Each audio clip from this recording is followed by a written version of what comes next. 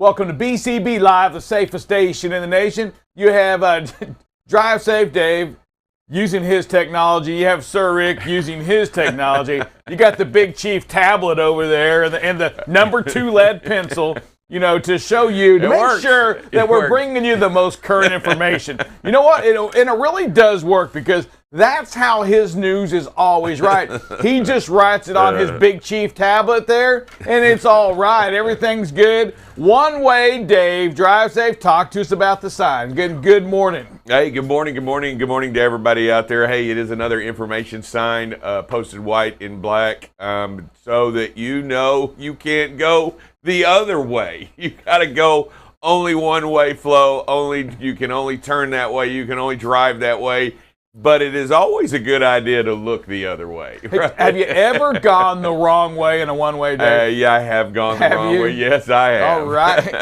And no ticket, nothing like that? No. It was on accident, of course. And then all of a sudden you've turned and I'm like, it says wrong way. And then you know, oops, I've gone the wrong way. So we were coming back from Kansas, and I'm going to go back into that because traffic came to a stop, Dave. And I'm talking on Highway 35, it was at a standstill around that Purcell, Oklahoma area. And here it is right there, construction going on, and it's not moving. And all of a sudden, the cars start taking the exit, you know, the on-ramp, start going the other way on it because it's a chance to move over to Highway 77. Right. What do you do in that, Dave? I mean, if you're a four-wheeler, if you're a big truck, I get it. You're not going to do it. But if you're in your personal car and you're not Drive Safe, Dave, are you going the wrong way? If the out of route pays dividends in time, there might be some out of route miles being driven if it pays dividends in the amount of time I'm in the car. So listen, I mean, so when you're out there in the big truck, and I get it, you see all those cars doing that, and you may see another truck doing that. First of all, you're going the wrong way. You're not supposed to do that. But the biggest concern on that, Dave, is you're making a U-turn on a highway, Absolutely. on a roadway or something like that. And in a big truck, it's a little different than in a four-wheeler. Ouch. You trying to flip it in a tight area in a wrong direction, all you're doing is setting yourself up a liability for not only a massive ticket if you get caught, but also We see, Dave, and I know where you're going. We see accidents and we see a lot of fatalities, you know, when that U-turn happens. Let me tell you, the cars can't see it, right? I mean, let's talk about nighttime. No. You're making that U-turn on that. You gone past your roadway there. No. You're gonna make a U-turn on that highway, whatever that is. When you do that, the cars can't see the side of that trailer. No, it's a little bit more difficult, right? Yeah, especially at a great distance traveling at a high speed. Number one, they don't expect to see. Number one, that expectation right there is not there, that it's completely blocked the road. And when that truck is sideways on the road, it has completely 100% blocked the road, and they can't see it, nor do they expect it. In fact, most of the time, those kinds of accidents end in a fatality. If you make that decision, you are actually asking for a fatality to happen. Yeah, it's don't do it. Go to the next exit. Go to a better place to turn around. Don't get caught in that. That's a decision you're making for right now. That's that immediate gratification. Go around. You know what? Think about the safety. Do that what if game, Dave. And I don't think we play that game enough out there on the roadway. What if a car's there? What if that vehicle in front of me, what if it stops? What if it blows a tire? What if a deer runs out? Will I be able to stop so I don't hit it? Our jobs, our responsibilities to the four-wheelers, to ourselves, to our family, to our industry, is to make sure we avoid the accident, not necessarily put fault on, Dave. We want to avoid. Yeah, no, there's a lot of times, I've heard a lot of people talk about it, and there is a risk-reward analysis that you can do really quickly, and a couple of those are simple. Hey, what's the best case scenario that's going to happen? I'm going to flip. What's the worst case scenario? Somebody dies. Yes. If I don't turn around right here, what's the worst case scenario? I got to drive a mile out of the way. Best case scenario, everybody's safe. You got to do those risk-reward analysis, and you can see it's not worth it. It's not worth it at all. No, it's not. Hey, Drive Safe. Hopefully we have Kevin Jernigan from Loves on the show here. We're going to talk about some of those rumors we've been seeing up in the Northeast. Are they rumors or is it facts on the fuel shortage? You know, we want to talk about that today. We've seen a lot of emails from drivers coming into us showing messages being sent to them, or on the news saying fill up every day because of the shortage. You know what? Is it true? Is it not true? Because those are ways when that happens, go buy, I hear that we may not have any more diapers, and all of a sudden everybody goes buys diapers. That can create shortages on its own, right? Yeah, absolutely. You create a consumer panic is what you're talking about. But I do believe that there might be a tightening in oil reserves on the East Coast. I mean, there's been a reporting of that by the Consumer Index and also by several reporting agencies. I don't know that they're going to go to rationing anytime soon. They're talking about the possibility, but it wouldn't pay dividends that if you are going into the East Coast that you fill up your tanks full before you head into those regions. Odds are it's cheaper. It's cheaper. And number two, what you're doing is you're taking away from the purchase of that fuel in that area at the time. And what it'll do is it'll create more fuel out there for other people to buy. So, and we won't see those problems in California because we have tunnels dug under the ground, Dave, that brings fuel in, right? No. Different kind of fuel. Yeah. I said, did you see that? I mean, another one. We've seen this. I mean, this isn't the first time. We've had the cartels. We've had movies about that happening. But here it is over in Tijuana, crossing over in the United States. A like 6 football field tunnel dug underground. Oh, it's way more than that. This is a sophisticated tunnel. This is a very well-made tunnel. It has its own railway system. It has its own, ventilation system. It has everything in it that it would consider a subway. I mean, basically, all you need is a subway operator, and I'm pretty sure they got out of there when the federales or the DEA swarmed in. But they captured, they also confiscated not only the tunnel, they also confiscated 1,762 pounds of cocaine, which probably street market, it's probably a little bit. And then they did 165 pounds of meth and 35 pounds of heroin. I'm asking you, that was a full-service subway system. I think they realized they were starting to pull vehicles up around the neighborhood, right? And they all had all these drugs in it, and they were coming obviously from somewhere, Yeah, and it was underground. And here it is, and now you hear the stories like, hey, Trump's wall couldn't stop this from happening, and you can't stop everything, Dave, but I don't know, you can't stop this kind of airplanes are going to go over the wall. Yeah, this kind of thing right here, a 6 football field, you're talking about, 1,800 feet of tunnel in a sophisticated manner. Yeah, that's not going to be easy to stop out there in the middle of the desert, right? I mean, you're basically in the middle of nowhere. You really are. But yeah, it just, again, it shows sophistication. It shows that you know what, if you want something bad enough, you're going to find a way to get it. Drive Safe Dave, we're going to go to a break in just a second. But I just got to talk to you for a second. And produce, this is off script, so go with me for a second. Is it something about me? You got a lot going on up there with that hair today. I do. You know what? There's like 5 different parts in there. It's a little Elvis. It is. Talk to me about today's. We all have inspirations. Talk to me about today's inspiration. And producer, if you can, let's get a close up on that. I'm jealous because I couldn't do it with mine. I'm telling you, got 5 styles in there. Yeah, talk to us about one of them. One of them's my Donnie Osmond deal. Oh, I see it. I'm a big fan. Donnie Osmond, got a little Donnie Osmond look there. And then I got a little, just so you know. You got a little Donald Trump. You got a little Donald Trump. You got a little DT on you. I got a little Donald Trump action. And Henry Kissinger's a big fan of mine. and I want to shout out to Big HK. Henry Kissinger, love you too.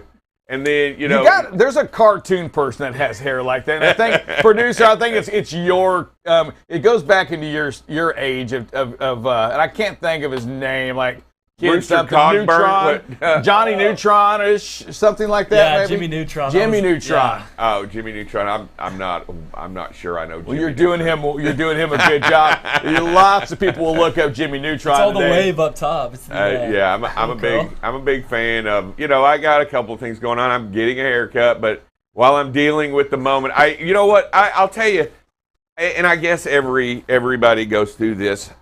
I'm tired. I don't want to give up when I go to get the hair. I feel like I'm giving up a lot of that hair. It's funny you say that, Dave, I because feel like I think mine's getting shaved off next time. I'm at that point because I'm starting to have bald spots. Yeah, and I'm not digging it. I hate it. I guess I'm just being in denial about the whole thing, but I didn't want to give up what little hair I got up there. And but I'm telling you, with what you have, you've got 5 or 6 different styles in there. Not a lot of people. I don't know anybody that could pull that off like you. Pretty daggum impressive drive set, Dave. Hey, listen, we're going to go to a break. We come out of the break, Dave. We're going to go into we did a great interview yesterday, and it had to do with safety. And I want you, I want you to stick with us through our commercial, right? And I want you to watch this interview because, Dave, it was pretty intriguing. Yeah, you want to talk about somebody with an innovative ideology and apply that to industry to protect people going forward. I'll tell you,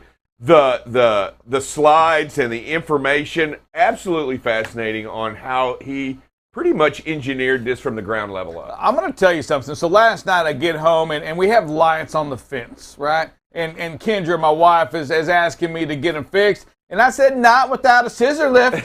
It's not happening. Not without the proper gear. Sir Rick's not going to get hurt. I'm not going to fall down. I'm not doing anything. No work related. I'm not getting a safety harness. We're not doing the safety harness. We need the scissor lift. Saved me a lot of work. Hey, we'll be right back in about 30 minutes. We're gonna go to commercial, go to that interview, and we'll be right back after that. Following that, we'll have Mr. Dale going over the weather. Double check Dale. Love the weather. If you running that safety down. Coming up next on BCB Live, the safest station in the nation. This segment has been brought to you by Utility ProWear.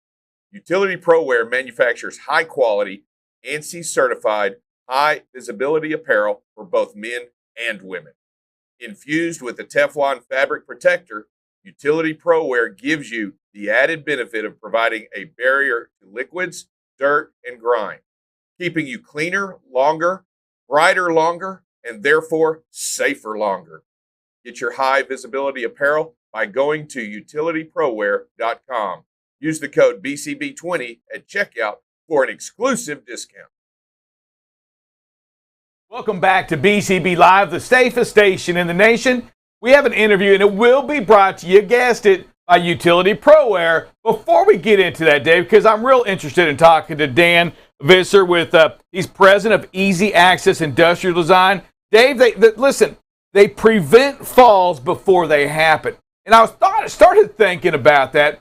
I wonder if they can prevent a bad hire before you hire somebody. Probably not. There's been many that tried, and I know what you're getting at, and I hope you're not insinuating Bryce. That would never be the case. That was not very nice, guys. Dave. Hey, but we do. We have, with president of Easy Access Industrial Design, we have Dan Visser. Dan, how you doing, sir? Great, all the way here from west coast of British Columbia. Wow, beautiful out there this time of year, eh? Yes, Well, it's great. It's great to have you on and show how beautiful it is up here. All right, hey Dan, how did you get started with designing and manufacturing work platforms for working on transport trucks? Well, back in the 90s, I started a softwood lumber processing company and had been started importing and distributing a work platform that I found at a trade show in Australia. And after a few years, I put my product development experience from my lumber company to use by beefing up the work platform design and for use with industrial applications. And it didn't take long for me to find out there was an opportunity with heavy vehicle and aircraft service shops for a portable and maneuverable heavy-duty work platform. So I decided to improve on the imported product to supply a sturdier wheeled platform with a good-sized work area to provide an alternative to ladders and construction scaffolds.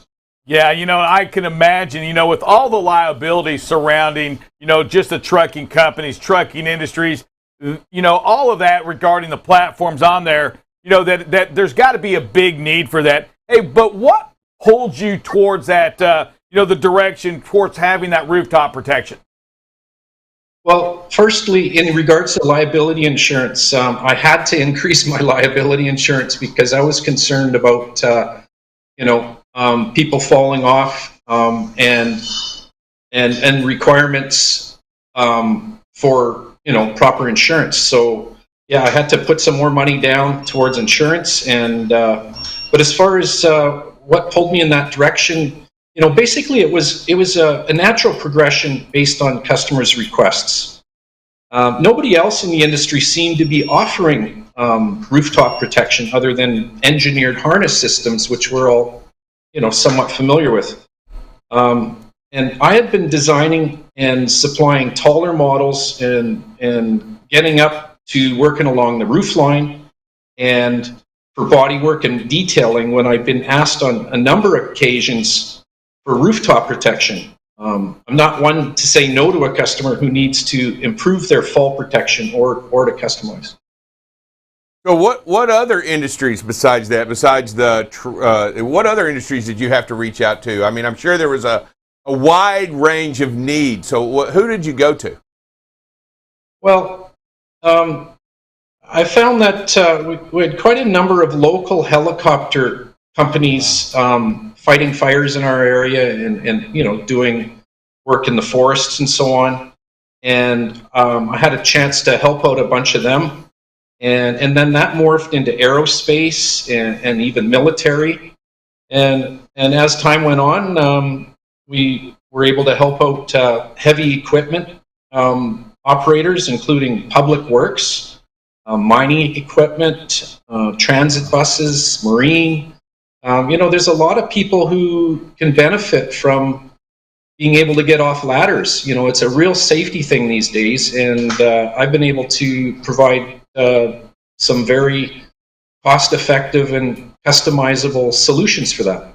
So you're talking about these, and when you customize it, you're talking about other, basically other products that you're developing, not just one, but you're developing many products based upon the need of what they, right? You're kind of implementing Exactly. the product on the need. So what have been some of these products?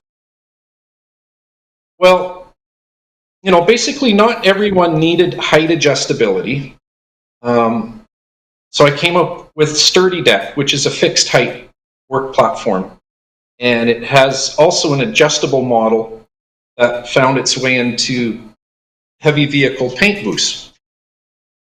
And more recently, we've been developing Stack Deck, which are based on a 30 by 36 inch rectangular tube frame that includes a base frame, one or two mid-stacking sections, a deck, and a handrail section, along with an adjustable ladder, which work great in today's environment for being able to exit and enter a rooftop. There's a lot of people, they just lean a ladder against a rooftop, and there's a real safety issue with the transition from the ladder onto the rooftop. So now I've got this base, and you can put it right to the deck height and then just step directly onto the deck. And that's been a product we put out recently, and it's being well received. That's is that rooftop containment system you're speaking of? Mm-hmm. Gotcha. So, I want to tell you this real quick, Dan, is that, when it comes to safety and everything we've spoken about right now, I want to tell you, I love what you're doing because there's not one fix for everything. You can't, everything may need a modification. And Dan, what you're doing here is you're going out to that market. And again, I want you to talk a little bit more on that rooftop containment system. But you're going out to these markets, Dan, and you're listening to your customers. You're creating a system that's designed to work around their issues to keep them safe, to, as you say it, as we said it earlier, protect them from falling, protect them from that accident. Dan, talk to me just a little bit more about one product has increased. That's that rooftop containment system. Hey, why has that increased so much? What has that increased so much? Yes, sir. Well, basically, I'm finding that some of the service shops they're not allowed to access the rooftops anymore because they don't have adequate safety. So the systems that I'm designing are allowing them to get back to work. And as well, as you had just alluded to, we're working towards preventing people from falling, as opposed to having a fancy harness and feeling, really cool up there, and then actually falling, and potentially, having a serious injury. So, that's what it's all about. I just wanted to mention as well that, I've been able to take our scissor deck product and help a US-based new manufacturer who was having logistics problems getting their safety system in line. And we designed and we customized our scissor deck system for a full wraparound system for that RV manufacturer. Because he had to wait a long time for that drop-down system that he had on order to come in because of the whole logistics thing. And shortly thereafter, I got a phone call, and they were just ecstatic about the system that we had been able to supply to them. So, this is what gets me going when I get these kind of phone calls from our customers saying that they're extremely happy with what we were able to do and take care of them in a short period of time. And so right now we're working towards giving alternatives for transit shops for full wraparound systems, and ours will be able to be taken apart and moved around quickly, as opposed to having to use a full bay and dedicate it for this use. And same thing goes with truck shops. We talk about it, and let's talk a minute about falling, right? I mean, you're preventing the fall, and we discussed it a second ago, and you briefly led to it. But really, these harnesses, believe it or not, they're kind of like a seatbelt in an accident. They'll save you, but you can be seriously injured from that harness that saves you. Sure, it might save you from falling, but still you'll get the bruising, the hurting, and you're basically, what kind of, I don't want to do it in two parts. Let's just talk about, how does your product avoid that, first of all? How does our product avoid a fall? Is that what you're saying? Yeah, the suspension trauma. We're avoiding the trauma, definitely. Yeah. Well, let me just talk about suspension trauma for a second, and we'll get to that. Basically, suspension trauma, I see we put something up on the screen there, is something a lot of people aren't aware of. They get sold this whole nice system to protect them, and so they can check the box there. But people don't realize necessarily so much that suspension in an upright condition for more than 5 minutes can be fatal. And, suspension trauma occurs when someone who suffers a fall and is held suspended in a harness, it can cut off their blood circulation in their legs. And, help might not be arriving right away. So when the arteries near the fronts of your legs continue pumping blood, the harness straps act like tourniquets on the veins in the backs of the legs and prevent used deoxygenated blood returning to the heart. So that's pretty scary stuff. Wow. So what will happen is something called the harness hang syndrome, which results in buildup of lactic acid in the pooling blood. When the worker is brought down, the acidic blood is suddenly circulated through the body and can place the kidneys, liver, and even heart under significant and life-threatening stress. So that is scary stuff. So when we're putting out product into the industry now that can prevent falls from happening, I'm charged up to do that because everything I just explained is not a good thing. So we want to stop people from falling. Wow. Yeah. You know what? I could tell you right now, just hearing that part, Dan, you've at least educated somebody today, and I'm sure we have a group of listeners that are right with me on this. Drive safe, Dave. I mean, it really is an amazing product what you're doing out here. Hey, but Dan, can you give me a sneak peek? Can you give me something only a listener at BCB Live is going to hear about what's coming up for Easy Access? Yes, we have I'm proud to make another product announcement, and there's already been a brief showing of that on the slide. But before we get to that, just to answer that question, we're working on adding handrails to our ladders. So, you go up an extension ladder, and in some cases, with work platforms, it's kind of helpful to have something to grab onto as you're going up. And we're just designing handrails that'll fit into our extension ladders, which can pop in and pop out. So that's going to really add a benefit of security to people, especially when they're climbing up, holding a piece of equipment as they're approaching towards the platform. So that's one thing we're working on. And also we've been able to develop a Outrigger Leg System for our work platforms when they're being used for helicopters, for when helicopters are sitting on these little dollies that they pull in and out of the hangars.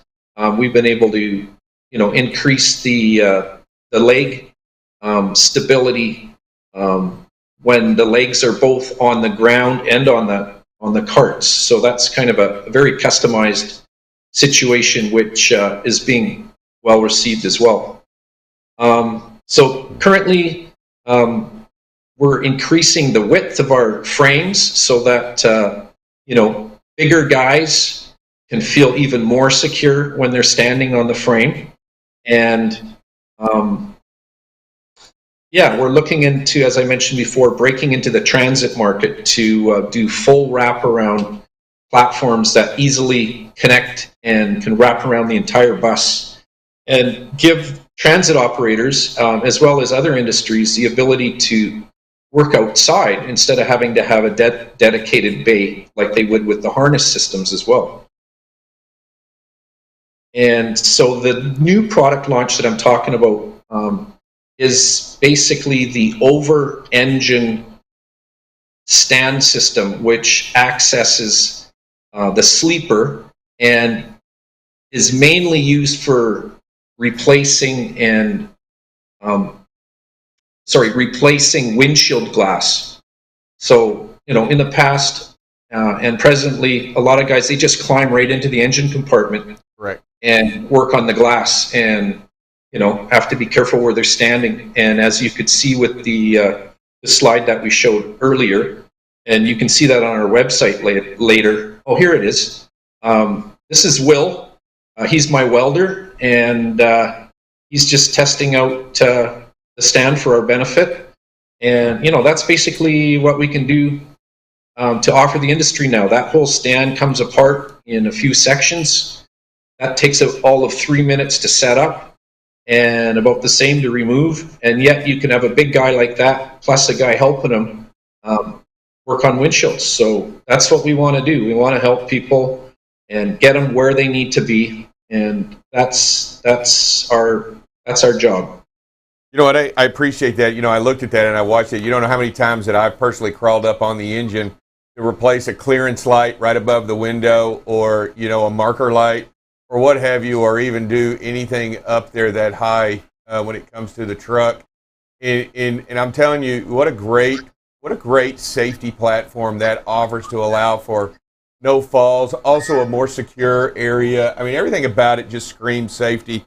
And I am excited about your products and you putting them out there on the market. Yeah, Dan, a big fan of what you're doing out there. Keep it up, because we've got to continue to make our workplaces, our work zones, our locations, inside or outside, we've got to make them safer. So many times we're creatures of habit. That's not how we did it. And Dan, from what I've seen, y'all continue to innovate, and I love what you're doing. Let me tell you, great job on that. I couldn't be I'm not going to go out and buy a ladder for me, but I'm going to buy one for Drive Safe Dave, because he'll get on there and do something with it. Yeah, and I'll tell you what, I like the idea, and the slides show a great representation of what you're doing and how you're doing it. This is a great opportunity for all of the companies out there that watch this. No matter what you're doing, you can get a hold of Dan and reach out to him and his company to try to help mold or get some of these systems into your workplace, into your work environment, and provide this security of safety, of not falling, of being safer out there. How could you not want this opportunity to make it better for yourself? Sold. I love what you're doing out there. Hey, Dan, so before you go, we always like to ask our guests to say their name and who they work for, and that you're watching BCB Live, the safest station in the nation. Can you do that for me? I'd love to. Hi guys, I'm Dan Visser, president of Easy Access Industrial Design. You can find our products at scissordeck.com, and you are watching BCB Live, the safest station in the nation. Great job, great product. Hey, Dan, thanks for being on our show. Love, again, I'm just going to tell you, anything safety related, and I fall in love with, but it's not just that. It's all of the innovations that you go into your clients, listening, I'm sure, to what they have to say and making it safer for them. Continue to do that, Dan. It's so important that we listen to others and we create product that makes them, that prevents an accident from happening. Thank you for all you do, buddy. All right, thanks, Dan. Thanks, guys. It's a pleasure.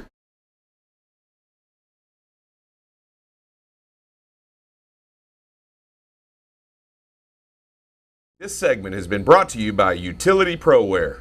Utility ProWear manufactures high-quality, ANSI-certified, high-visibility apparel for both men and women. Infused with the Teflon fabric protector, Utility ProWear affords the wearer durable clothing with a great fit to afford the highest degree of safety. Get your high-visibility apparel by going to utilityproware.com. Use the code BCB20 at checkout for an exclusive discount. Hey, welcome back to BCB Live, the safest station in the nation. You got Double Check Dale here to talk a little bit about some weather and then come back and talk safety and look at some videos. So let's just jump right into it. You know, the winds right now, if we look at the winds right now, the only thing going on is way up in the northeast in Maine. Overall, it's pretty calm. A little bit of stronger winds in central Texas, central Oklahoma. Not a lot going on currently. You know, if we kick it into the afternoon hours, early afternoon hours, we see North Dakota starting to get really windy, and the winds are building out in the northwest, Washington, Oregon, Idaho. So that's where your winds are really going to be today. A little bit going on here in Texas, but the gusts, you know, really aren't as strong as they've been for the past couple days. So, you know, not as windy as it's been the past week, past month. And so that's the nice thing. Let's take a look and see what's going on with rain and thunderstorms right now. Currently, you know, we have some pretty good storms going on in eastern Iowa, up around that Iowa City area, maybe the Quad City areas, northern Illinois, Missouri, central Missouri. You're looking at that down towards Arkansas. And so that's what's going on there. Some of those storms may be a little bit stronger, come up with some of the strong winds, potential for some heavy rains, potentially some tornadoes when you see those red areas like it said in eastern Iowa. As you go into the afternoon hours, that's where the rain and the storms really usually start to pick up. Look, we got some storms and rain going on out in Colorado, southern Colorado, northern Illinois is getting some storms in Minnesota. And so, you know, throughout the afternoon and going into the early evening, you know, the storms keep shifting and intensifying. By about 10 o'clock tonight, if you're in southern Illinois, St. Louis area, there's a really strong storm that'll be in that area. Again, potentials for, you know, some really strong winds, maybe some tornadoes pop up. So be aware of that. Get a good weather station. Know the weather, what's going on around you. You know, if there's going to be a severe storm in your area, you may want to wait it out, pull it out. Most of them are, you know, pretty fast moving. The other thing that's going on right now is there's some fires going on out in the New Mexico area. And so, you know, one of them is about 35 miles north of Santa Fe, New Mexico. It's over 45,000 acres and 62% is contained. But the one to really watch for is the one that's 31 miles east of Santa Fe. Almost 300,000 acres burned, but it's only 26% contained. And that's along I-9 or I-25 in New Mexico 518. Remember, don't drive into smoke because, you know, you can't see the where there's smoke, there's fire. You can't see that fire, and fire consumes. And so, if you're in those areas, check it out before you get there. And just remember, don't drive into smoke. With that, let's take a short break and come back and talk some safety.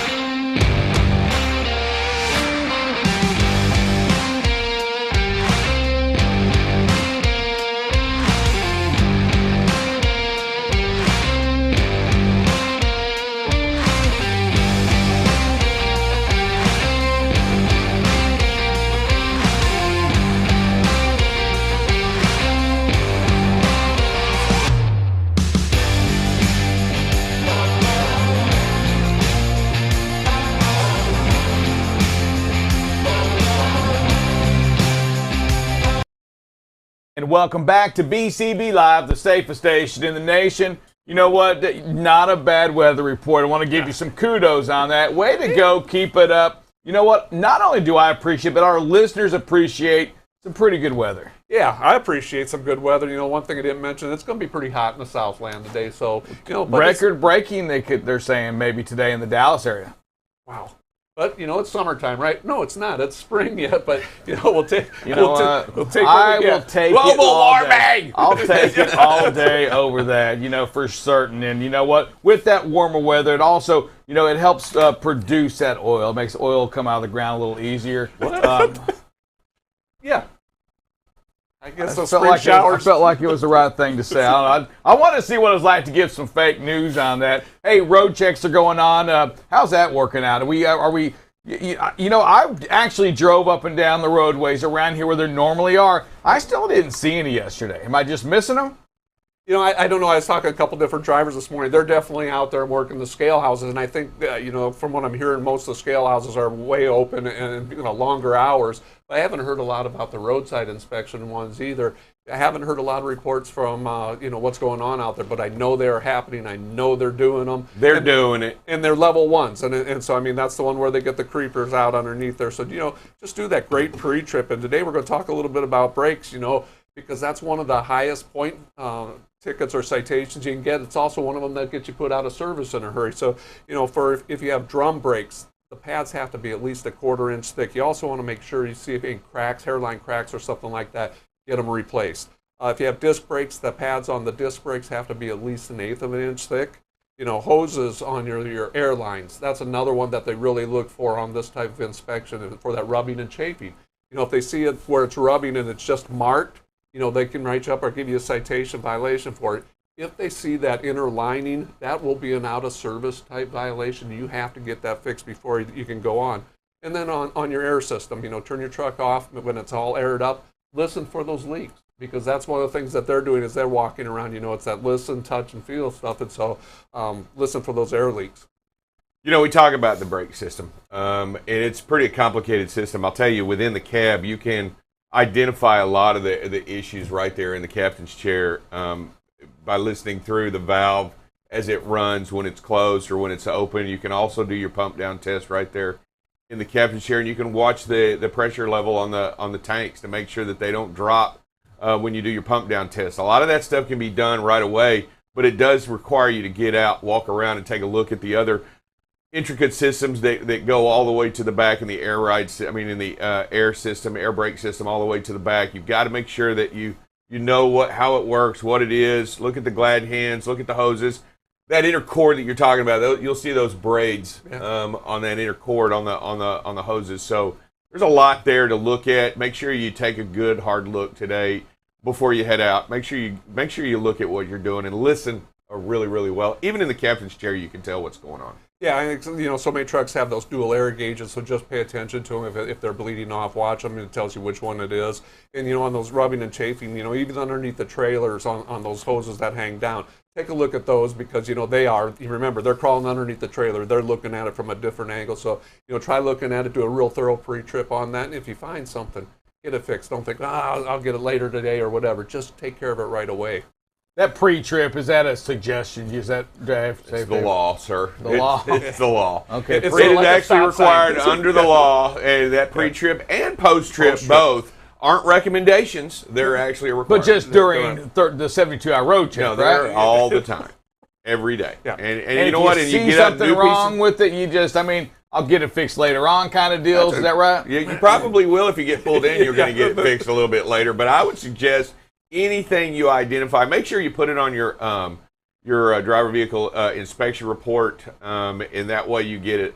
That's required also under the law that you notate any errors or any mechanical malfunctions or any mechanical errors. You go ahead and notate those, and you get them documented and repaired. You want to make sure that you notate them and keep a good record of any repairs that you do. Because if it's the same tire or if it's the same piece of equipment, there might be some other underlying factor that might need to be looked at. And also, let's just do this. If you're at a road check, you get pulled in, that also has to be notated, right? Yes. Absolutely, under your hours of service log. And those are on-duty type statuses, and so you make sure you log them on duty, notate them as an inspection. You know, if you do get something fixed at a shop and you notate it on a DVR, make sure you get the mechanic to sign off on it. Same with if you do get a citation or an inspection and the repairs are made, have the mechanic sign off on it that's been fixed, turn the receipts in.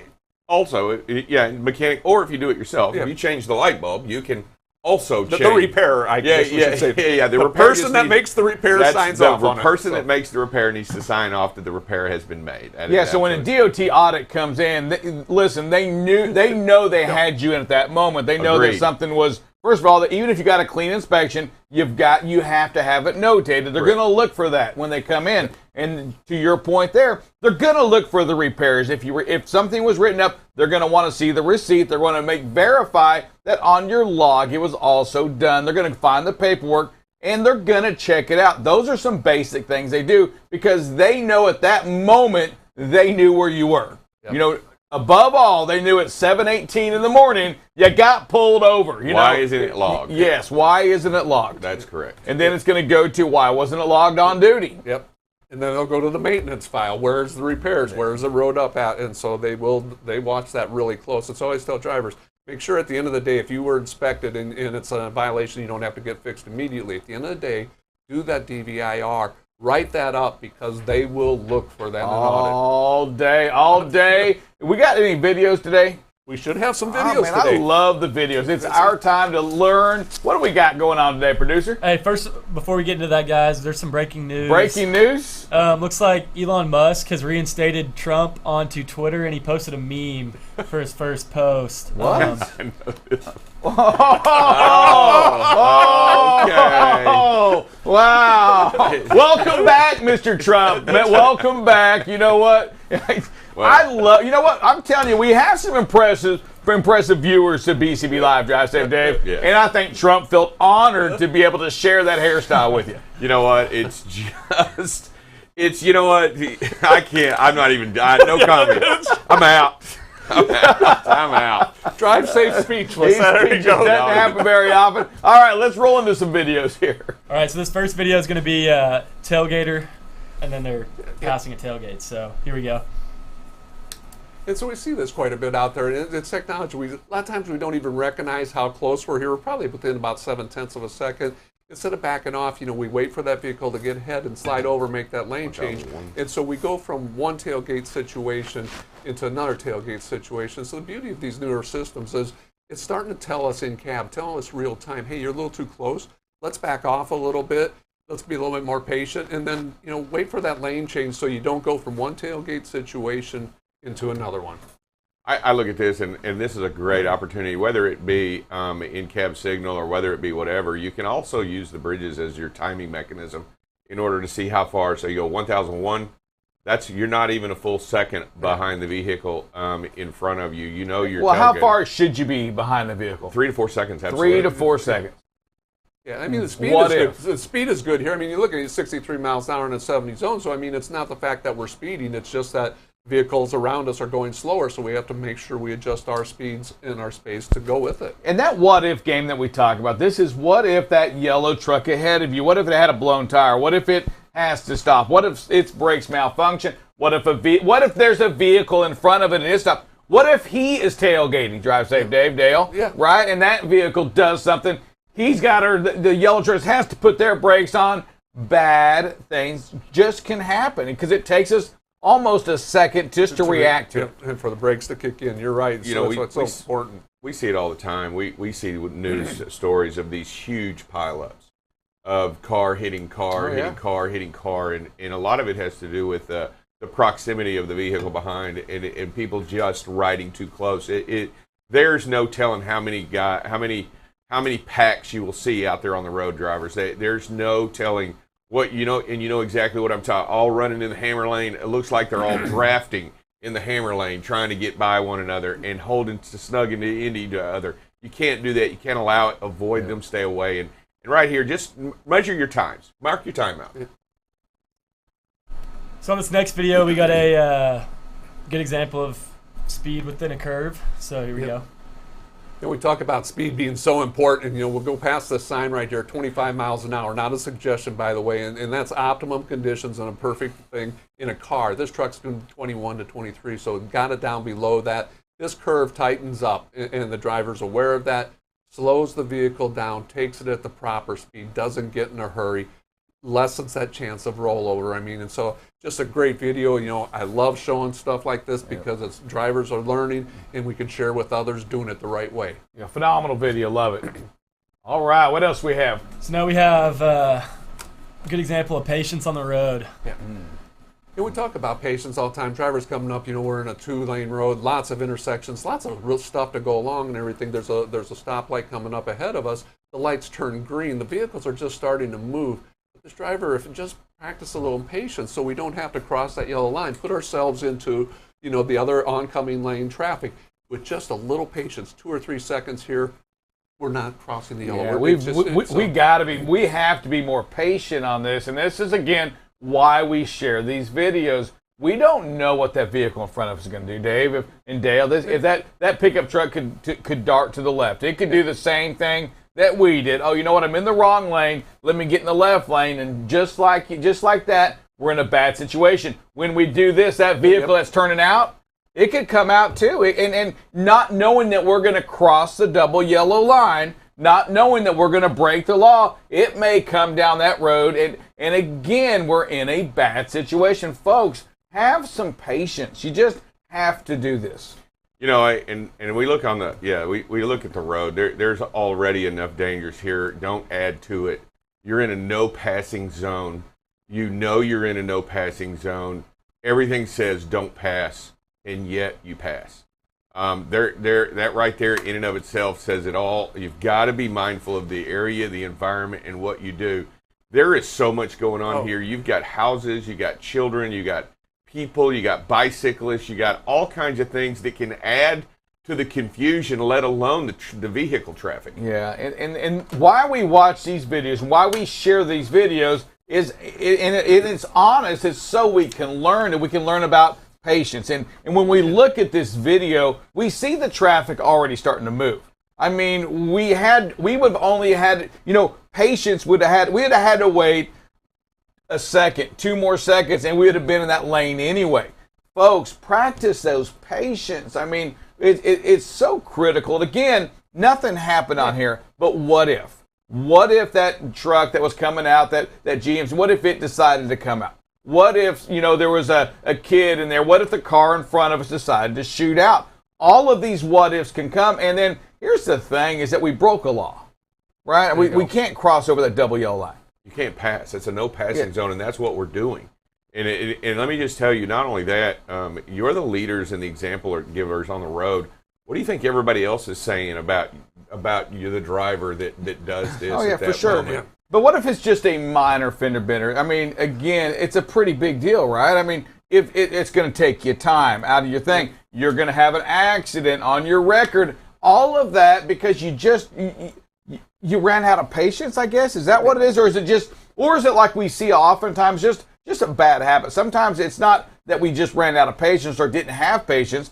We just have some bad habits. Yeah, and a lot of the times, I know this road. I've been down this road. There you go. I've been down this road 10,000 times. I have another lane coming up. I might as well just take my other lane now. I just go around these. I'm going to be in my own lane anyway.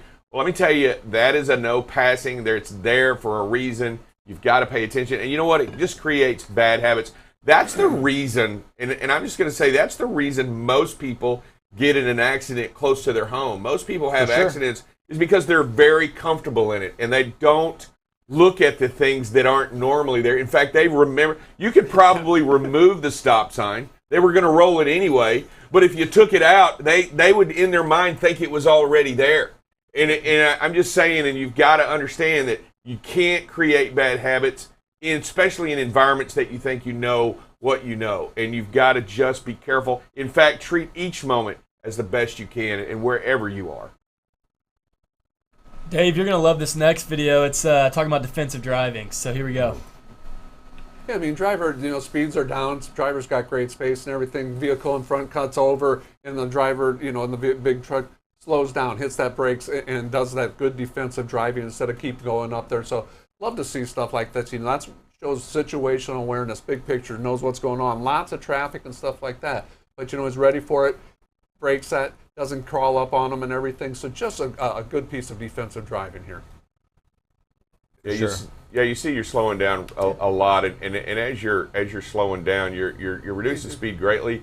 But 1001, you're still a little too close. And you know what? When it gets even slower, 1001, 1002, 1003. So you know that the timing thing, it doesn't matter at what speed you are.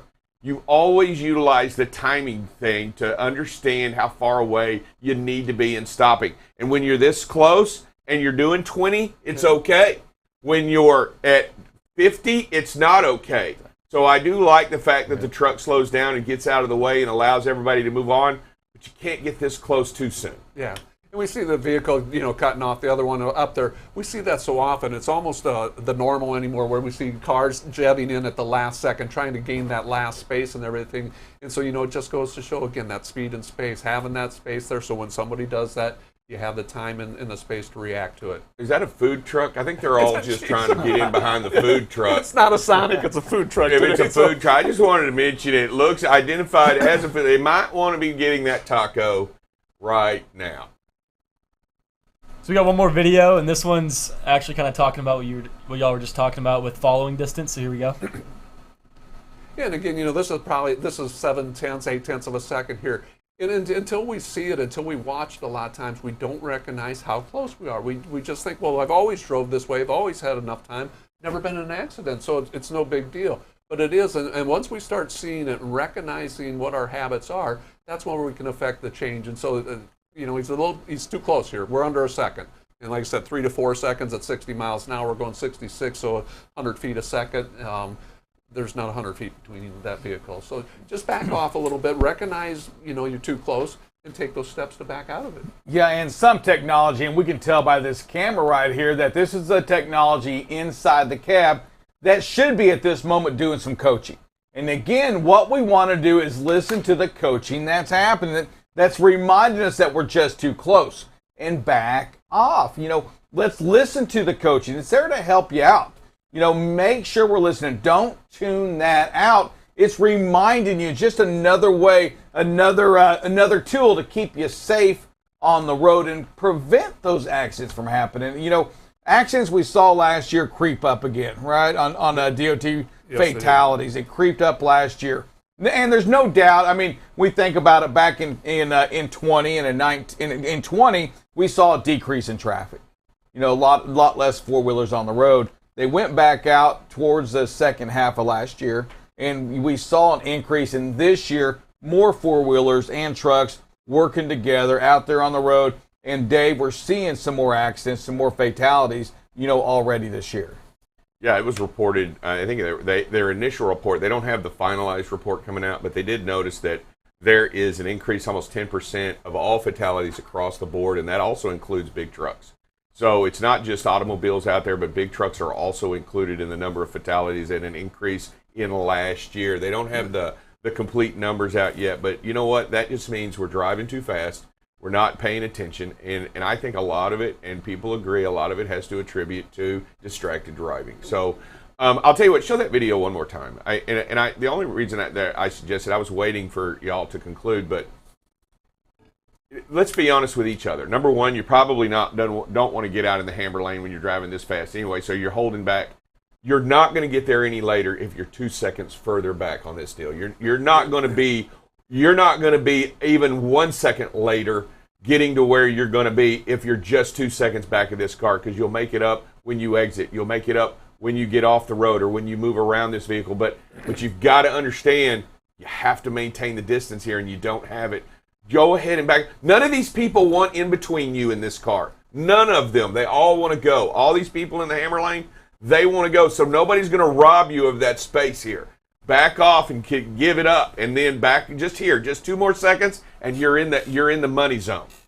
Yeah, it's a mindset, and again, we show these, Dave and Dale, because I think when we show it, it gives the listeners, it gives them a chance to see what we're talking about. Absolutely. You're absolutely right on that. And again, you don't think about that. You know what? You want to get closer. But if you're 2 seconds further back, you're not losing any time. And if in the right moment you want to get in that passing zone, you get in the passing zone, you pass him or her up or whatever that is. But you're not losing any time when you're 2 seconds further behind that vehicle in front of you.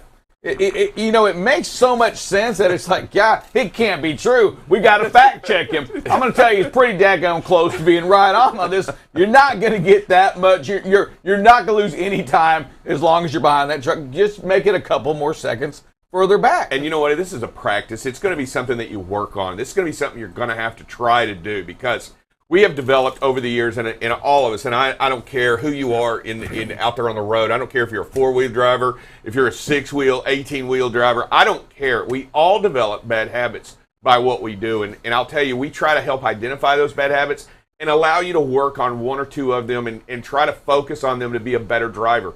You have the opportunity, listening to us here today, to go out there and make a change and find a way to be a little bit different. And if we can help you do that, if we can make one thing better today, and maybe we save 1 more life on the road today. Man, it's so worth it. And you know what? And that's what we're here for. We're there to support you, to share with you videos, share with you ideas, and also to take yours in. Don't forget, you can email us. Get involved with our program as well. Email us. You can watch us on YouTube, make comments on YouTube, on LinkedIn. So many different ways to get a hold of us. Find a way. Make this part of your life. And again, you know what? We're in it together. We're in it to save lives. We're in it not just for you, the driver, but to also educate those 4-wheelers, those kids in school, and also those that work with you. This is going to take all of us, folks. I mean, these fatalities, these accidents, these highways, they're a little bit more crowded. As we start to spend more money on the infrastructure, Dave, it's going to make it crazy out there. And it's not something we're going to see when they start doing construction. Hey, we all know this. It doesn't take a day or 2. It's a long time. It's a lifetime event. It's crazy, and it never ends, and it's just ongoing and ongoing. We've got to learn to work together and coexist on these roadways that are beat up, on these roadways that are going to see a lot of, I mean, they're getting ready to go in for some major surgery. I mean, we got a lot of, we got doctors are going to be heavily working on these roadways because some of them are just beat up. We're going to go to a quick prayer and we're going to end the show, folks. Listen, make today the safest day you've ever done. And if you can do that every day, we're going to be better. Can we go a day without with reducing the opportunity for that accident? Can we reduce it? Can we save a life today in our driving habits? Man, I hope we can. And we're there to help you do that. Our dear Heavenly Father, we come to you today. Once again, we just ask for your prayers on these drivers out there. They are our heroes.